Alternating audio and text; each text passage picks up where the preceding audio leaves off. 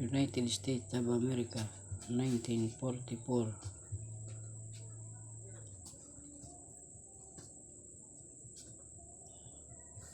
50 centavos. Pilipinas.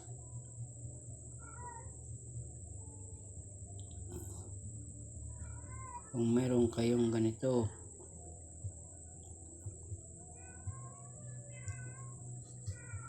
post nyo lang sa akin.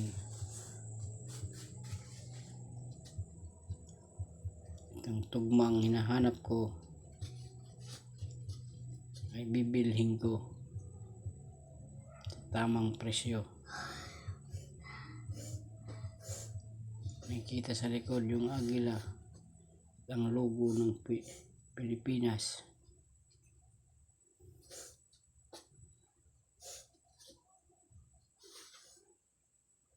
Basta ganito.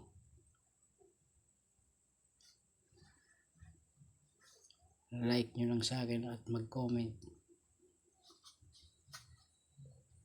Bibilhin ko sigurado sa inyo ng hindi naman kamahalan.